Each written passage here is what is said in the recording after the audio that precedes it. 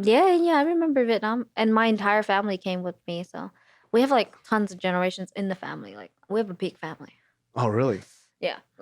Like my mom and dad obviously, and my sisters were all went through the Vietnam War, and then we have my middle sisters who went through like the aftermath of the Vietnam War, and then we have me who was like coming to America. Damn, That's all in one family. That's fucking nuts. Yeah, so nobody understood each other. Nobody gave a shit what each other felt like because everybody had different life experiences, you know? Huh. It was hard. Like, and then I go to like my American school and they have like feelings and their mom's like hugging them and like like if they didn't like their lunch, they would throw it away. And I was like, you can throw your food away? You don't think I'm like looking up like my mom's somebody's watching me. Like I gotta eat all this shit. Even if it's spoiled, I'll throw it up later. Yeah. But and then I go home and I tell them like, hey, like my friends aren't getting hit and they're not like kneeling on rocks like and my family like, all right, cool. Yeah. You want to go over there? Yeah. Go ahead. Isn't that crazy though? Like, I think that's the how insane everybody's life experiences can be so different in this country, right? And that's where, I talk about this where I had a conversation with somebody about asking me about masks, right? Mm-hmm. And they were asking about this comparison to how it is in Asia.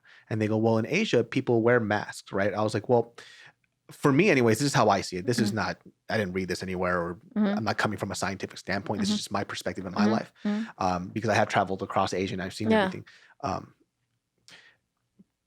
This country's basis of what nationalism is scattered.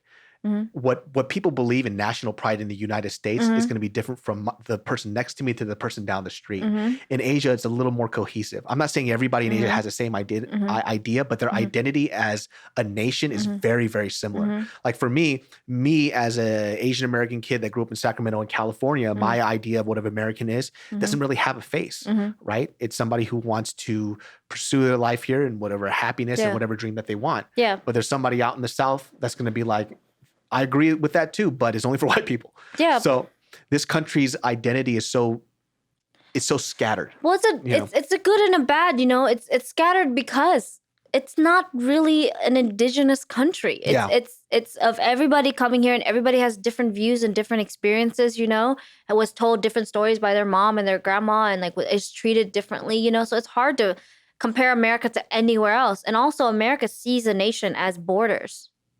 Americans don't travel as much as they should. Culture in Europe, culture in Asia, you're all over the place. People identify themselves with culture.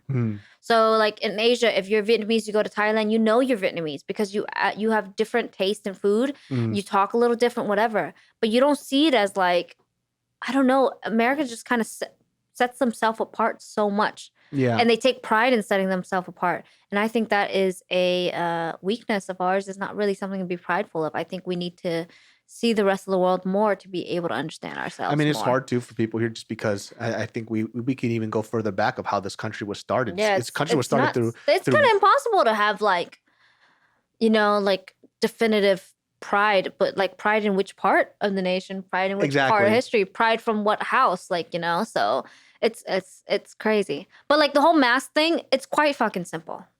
Okay? For sure. It's quite fucking simple. In Asia, people wear it when they're sick, when they have a cold.